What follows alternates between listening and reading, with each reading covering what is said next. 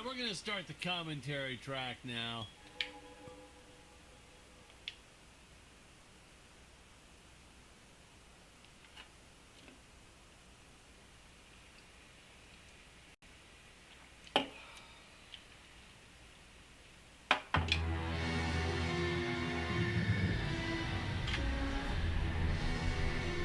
Hello, Dins.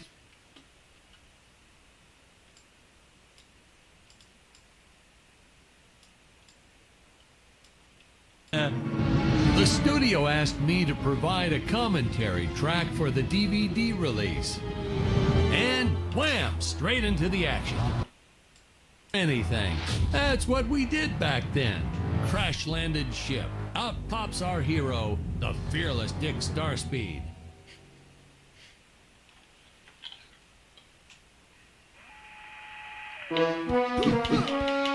The ship's velocity reactor is damaged. I believe that I am stranded on an alien planet. Played, of course, by actor Jonathan Digby. Went on to some minor roles after this. Such a shame. I thought from day one this guy's got leading man written all over his face.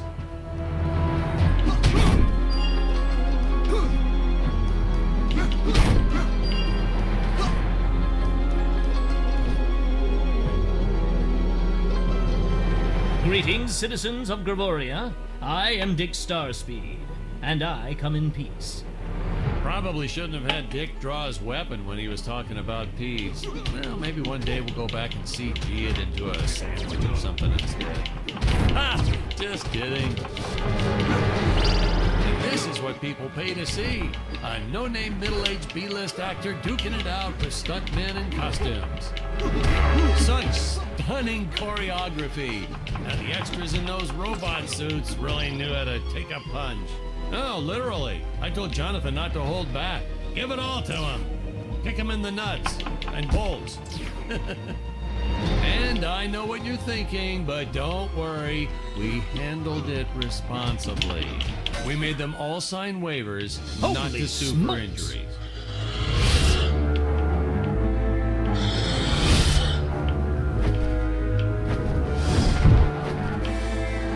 If I land squarely on that grain silo, I should survive this fall unscathed.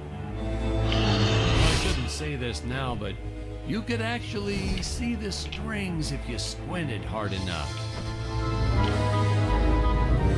A screenwriting trick from back in the old days. You put a grain silo or some haystacks down and it solves all your gravity-related problems.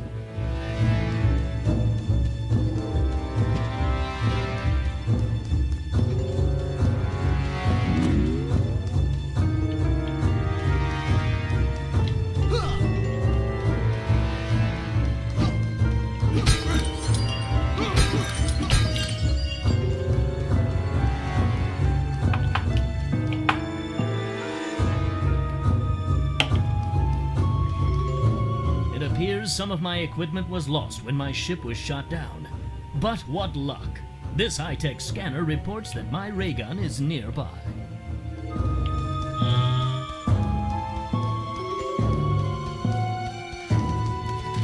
Oh, the dinosaurs! You just don't see quality stop motion like this anymore, do you? Someone actually sat there and moved them, frame by frame. Today, it'd be done with computers, but where's the artistry in that?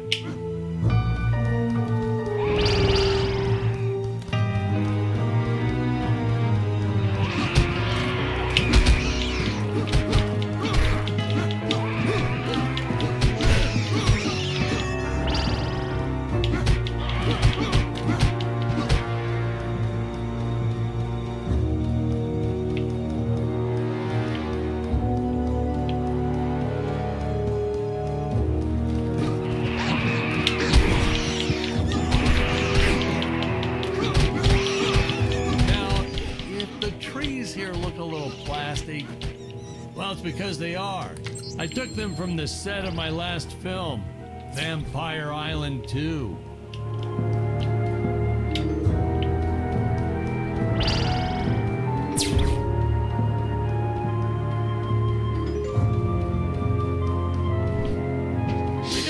our share of nasty letters from scientists complaining about our portrayal of the dinosaurs. Was news to me. Apparently, these stegosauruses weren't meat eaters. Must have preferred shellfish or something. Wow, how do they know? That's what I said.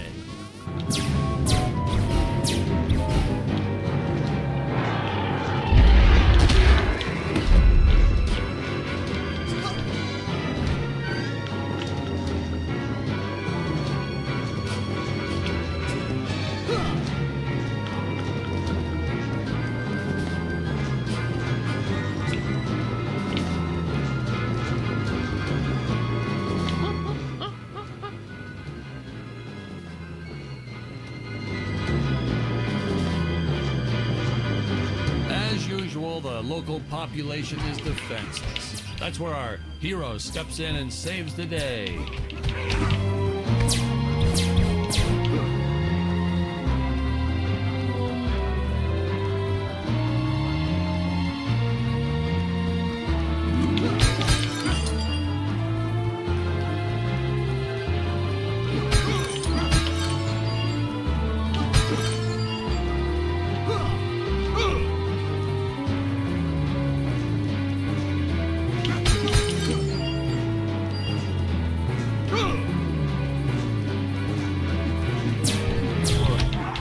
Jonathan threw a lot shooting this film.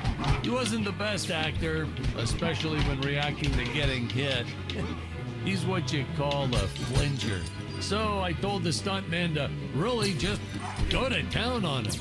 It's the only way to get an honest performance sometimes. Our props master tried to make the weapons soft, but there's only so much you can do. Lucky for us, Dick's entire body was covered in that spacesuit. That thing was a lifesaver when it came to hiding bruises. It appears to be gold.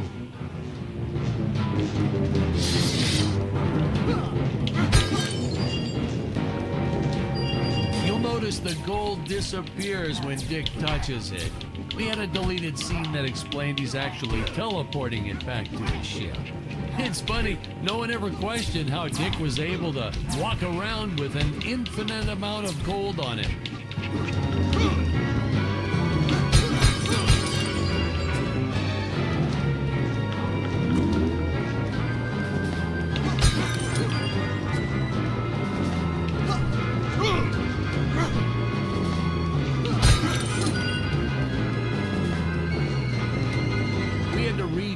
Shots. Our first attempt was kind of a disaster. We tried using real apes, thought it'd cut down on the costume budget a bit. But have you ever tried working with apes? They are the worst actors ever. They don't sit still for a moment, and the second you take your eyes off of them, they're flinging their feces all over the place. Jonathan refused to work with them after he got well, let's just say that he had to take more than a couple of showers one day. You know, you never forget the smell of monkey poo. We steam cleaned the studio top to bottom. Still never got rid of it entirely. All through the rest of the shot, we kept finding those little surprises hiding inside various props. Boy, were those the days.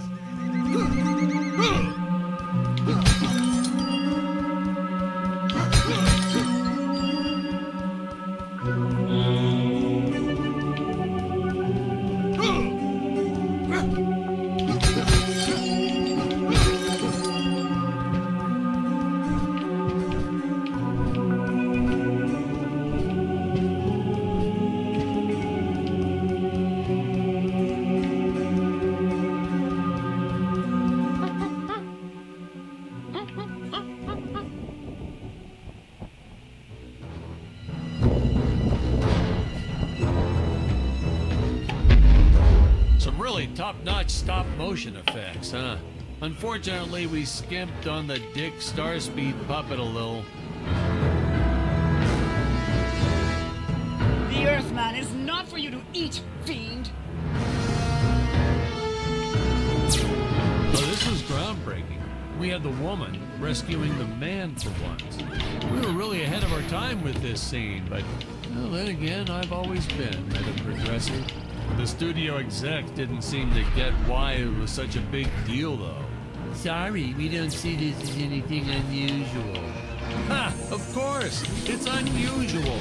A woman would never save the man. It just doesn't happen. Not in the movies, not in real life. I don't know why we didn't get more recognition for this scene. Well, I guess I was just a little too ahead of my time.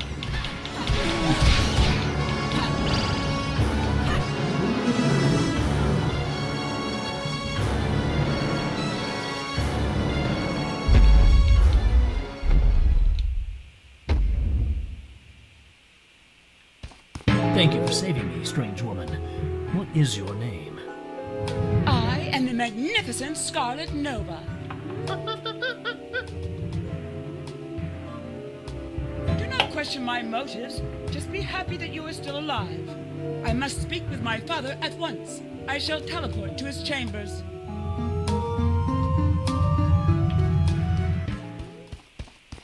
So we'll be seeing our first example of teleportation being used by Scarlet right here. Huh? Where is this place? This is not my father's chambers. You have disobeyed me for the final time, Scarlet. Enjoy an eternity in the Tower of Eternal Solitude for all eternity. The old fool did not notice I am wearing my jetpack. Booster usage. Jump. Wait. Wait. Use booster.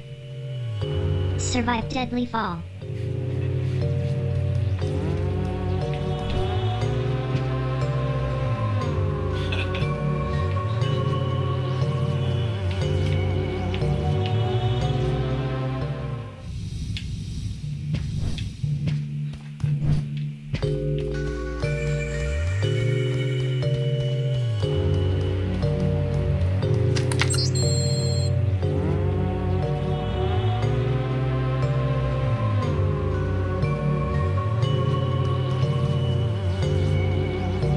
Scarlet didn't quite realize she needed to shoot those energy orbs down below. Keep in mind, Stacy was doing this on a soundstage, okay?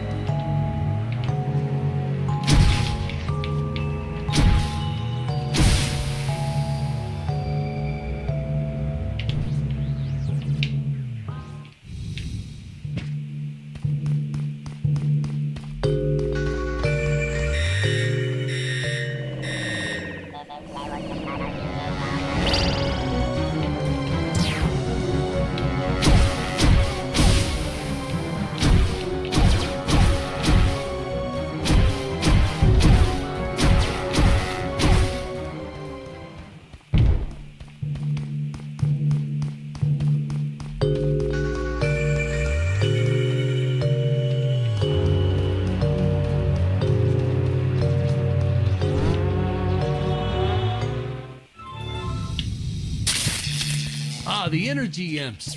Such a neat effect.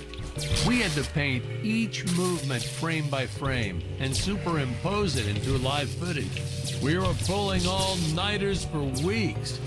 Well, when I said we, I meant the artists.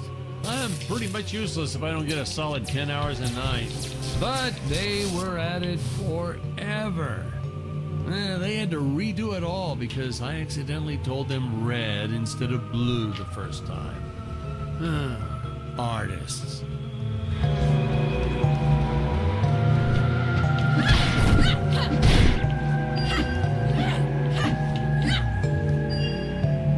Curses! My father revoked my access to the teleport terminals. I shall only be able to utilize the ones I activate manually.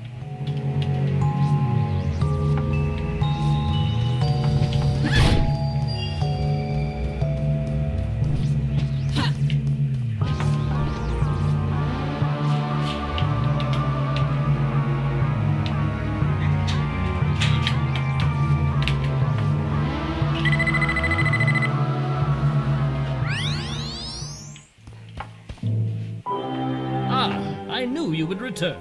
Puny Earthman, you shall help me overthrow the Emperor.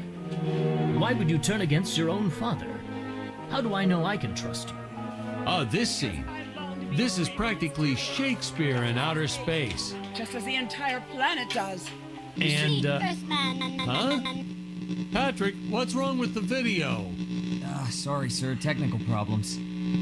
Darn it, we're missing some really good writing here. There. Sorry about that. Well, we just passed right by her big scene. Basically, they agree to work together, but one must stay behind in the sleep chamber at all times. Should I rewind? Never mind, I'll continue from here.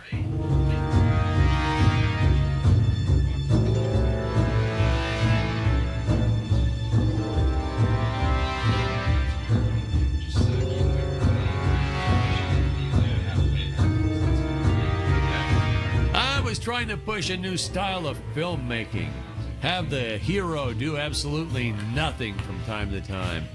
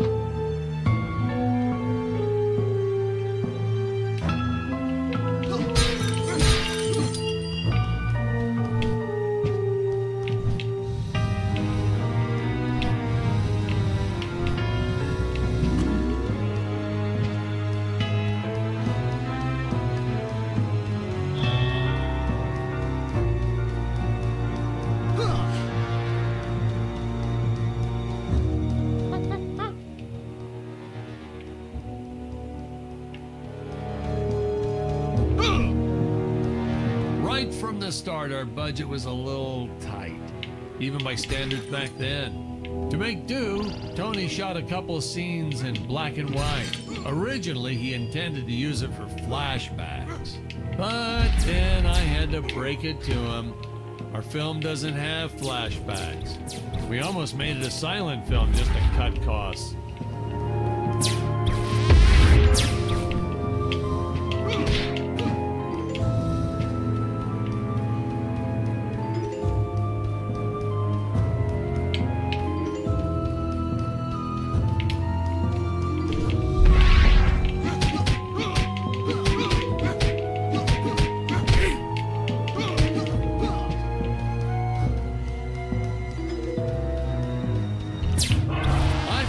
An absolute necessity we have a T-Rex in this film, but we got this Serato thing instead.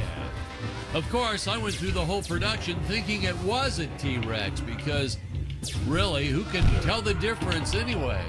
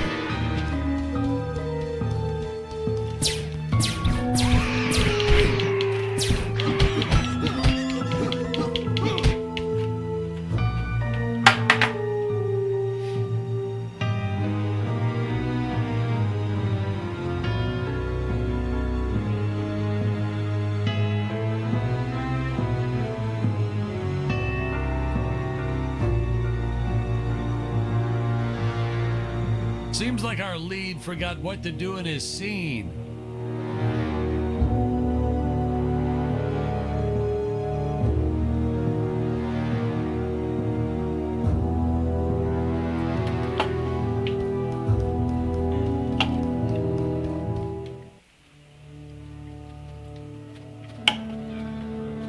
It would appear that now is the time for us to climb the deadly Tower of Monsters.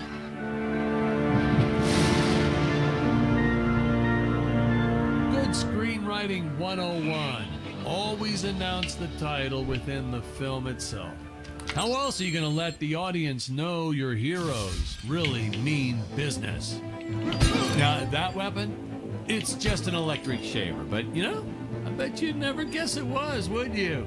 They look so futuristic.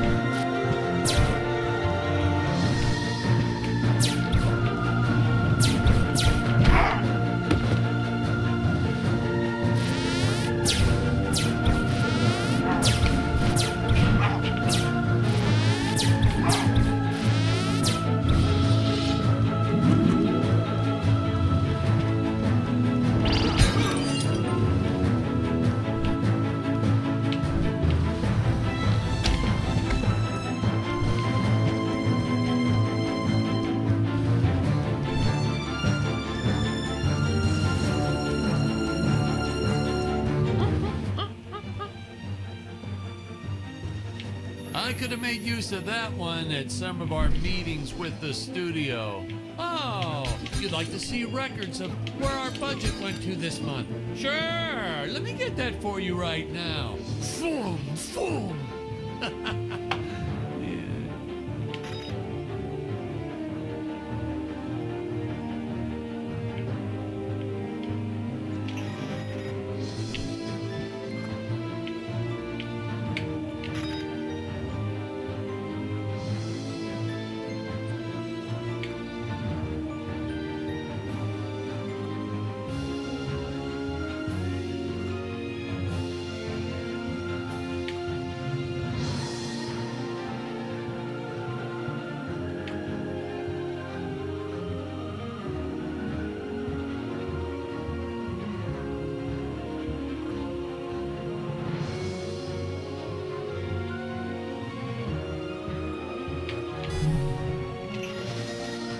Unfortunately, those meetings ended in a much different way.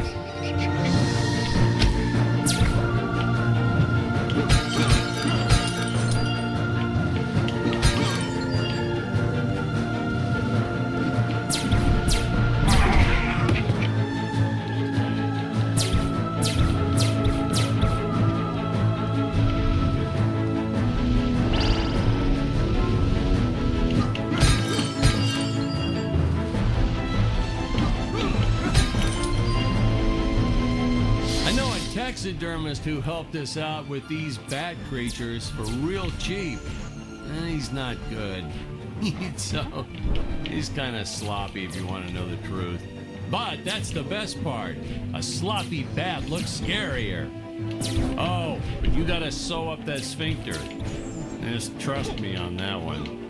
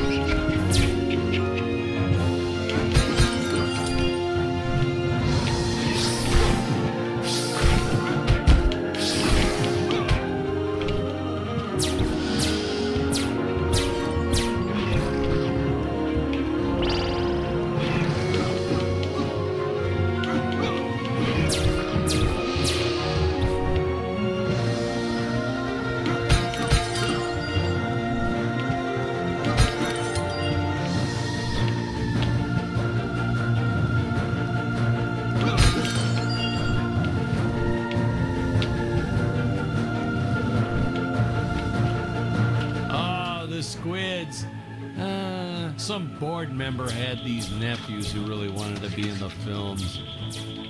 They made me cast them as squids.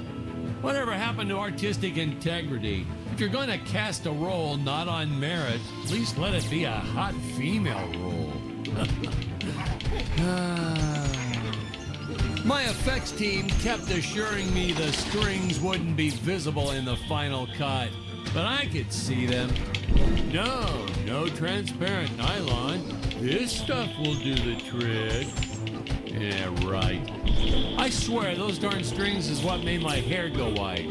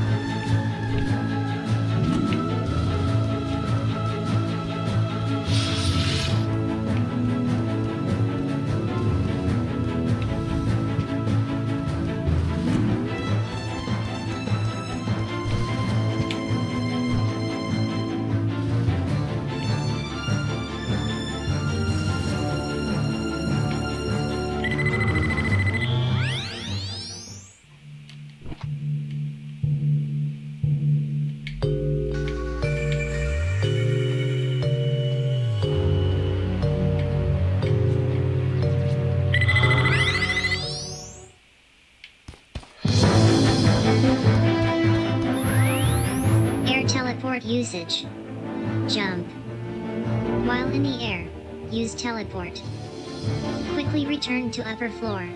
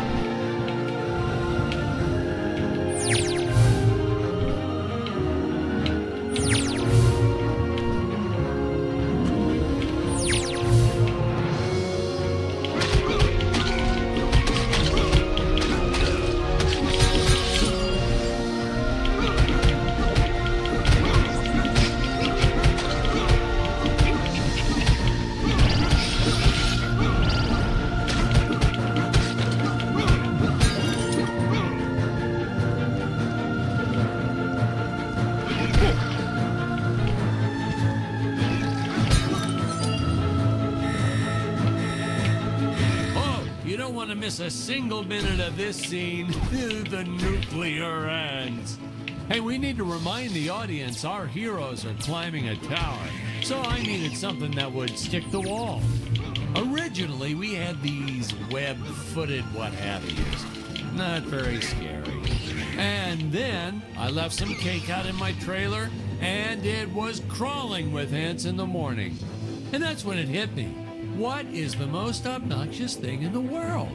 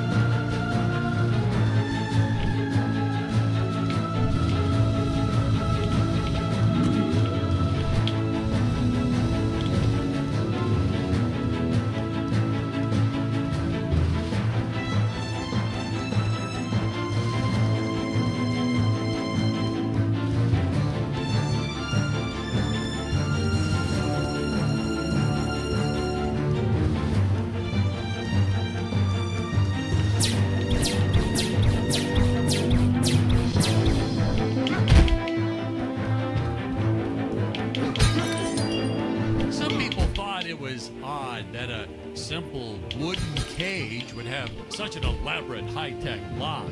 But hey, if a Gregorian ever traveled to Earth, I'm sure they'd think a lot of our stuff is weird too.